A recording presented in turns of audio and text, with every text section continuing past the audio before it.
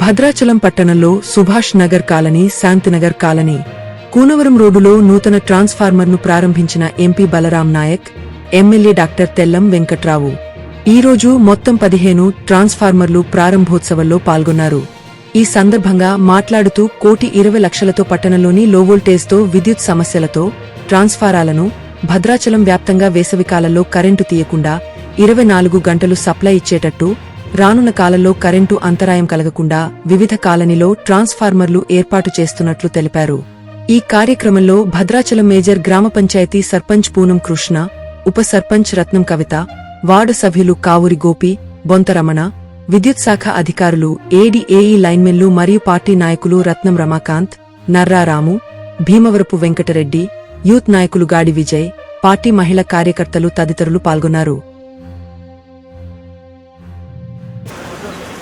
ఇవాళ భద్రాచలంలో టౌన్లో గ్రామ పంచాయతీలో సర్పంచ్ గారు, అదేవిధంగా గౌరవనీయులు ఎమ్మెల్యే గారు, సర్పంచ్ గారు, అదేవిధంగా వార్డ్ మెంబర్స్, ఉప సర్పంచ్ గారు, వీళ్ళందరూ కూడా మహిళలు, అక్కలు, చెల్లెలు అందరూ కూడా టౌన్లో ఉన్నారు.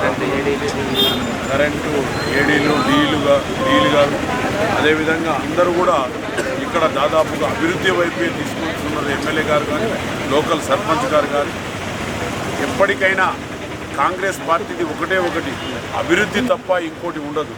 వేరే విషయాలలో పాల్గొనడానికి కాంగ్రెస్ పార్టీలో ఉన్న కార్యకర్తలు కానీ, మా అభిమానులు కానీ అందరూ కూడా ఇక్కడ దాదాపుగా అందరూ కూడా వార్డులో ఉన్న మహిళల అక్కలు కూడా వచ్చారు. కాబట్టి ఎలక్ట్రికల్ డిపార్ట్మెంట్ వాళ్ళు కూడా వచ్చారు. గౌరవనీయ ఎమ్మెల్యే గారు, సర్పంచ్ గారు దాదాపుగా 150 crores వరకు దాదాపుగా ఇవాళ అభివృద్ధికి ఓపెనింగ్ అవుతున్నాయి. కాబట్టి ఇంతకుముందు కూడా కరెంట్లు కూడా ఇచ్చాం.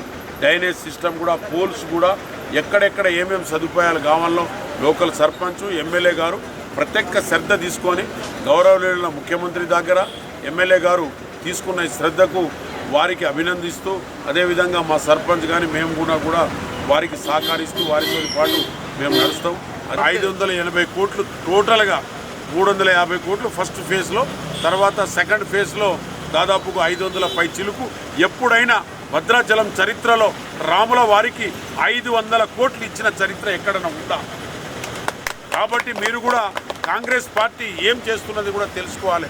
ఇలా లైట్ల విషయంలో కానీ, రోడ్ల విషయంలో కానీ, ఏదైనా కానీ హైవే నేషనల్ కూడా మీకు వస్తుంది. దాదాపుగా రాబోయే కాలంలో ట్రైన్ కూడా భద్రాచలంలో వచ్చే అవకాశాలు ఎక్కువ శాతం ఉన్నాయి. 99% రాబోతుంది. ఎందుకంటే వచ్చిన తర్వాతనే మేము మాట్లాడతాం. ఈరోజు ఎలక్ట్రిసిటీ డిపార్ట్మెంట్ ద్వారా దాదాపుగా 15 ట్రాన్స్ఫార్మర్లు భద్రాచలంలో చాలా కాలనీలలో లో వోల్టేజ్ ఉందని ప్రజలు ఏదైతే అడిగారో దానికి అనుగుణంగా గౌరవ మంత్రివర్యులు, డిప్యూటీ సీఎం గారు బట్టి విక్రమార్క గారి ఆదేశాల మేరకు భద్రాచలము ఒక పవిత్రమైన ప్రాంతం, చాలా చక్కగా అభివృద్ధి చేయాలి, ఎక్కడ కూడా లో వోల్టేజ్ ప్రాబ్లం లేకుండా చూడాలని అటు చెప్పడం జరిగింది. దానికి గాను సీఎండి గారి ఆధ్వర్యంలో మన ఎలక్ట్రిక్ డిపార్ట్మెంట్లో ఎక్కడ లో వోల్టేజ్ లేకుండా చూడాలంటే ఎక్కడెక్కడ లో వోల్టేజ్ ఉందో మొత్తాన్ని వాళ్ళు ఒక అంచనా వేసి దాదాపుగా 15 ట్రాన్స్ఫార్మర్లను భద్రాచలం టౌన్లోని ఈరోజు ఓపెనింగ్ చేయడం జరుగుతుంది. అదేవిధంగా చాలా వరకు పోల్స్ లేని చోట పోల్స్ ఇచ్చారు. నూతనంగా ఎవరైనా గృహాలు కనపడితే వాడి కనెక్షన్లు ఇచ్చారు. ఎక్కడ కూడా ఎటువంటి కరెంటు ప్రాబ్లం లేకుండా, గతంలో చాలా వరకు నా ఇంటి దగ్గరికి అంతా ఎందుకు, నా ఇంటి దగ్గరే దాదాపుగా సింగిల్ ఫేస్ ఉండేది.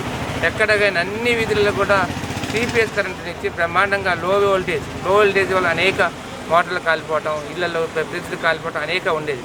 దాన్ని ఈరోజు మనం రెక్టిఫై చేయడం కొరకు ఈరోజు భద్రాచలం టౌన్లోని ప్రతిష్టాత్మకంగా తీసుకున్న ఎలక్ట్రిసిటీ డిపార్ట్మెంట్కి వారికి ఒకసారి ఆ డిపార్ట్మెంట్ ప్రత్యేకమైన ధన్యవాదాలు తెలుపుకుంటూ, చాలా చక్కగా ఎక్కడెక్కడ లో వోల్టేజ్ ఉందో దాన్ని గమనించి ఈరోజు ఆ లో వోల్టేజ్ని మనం రెక్టిఫై చేసాం.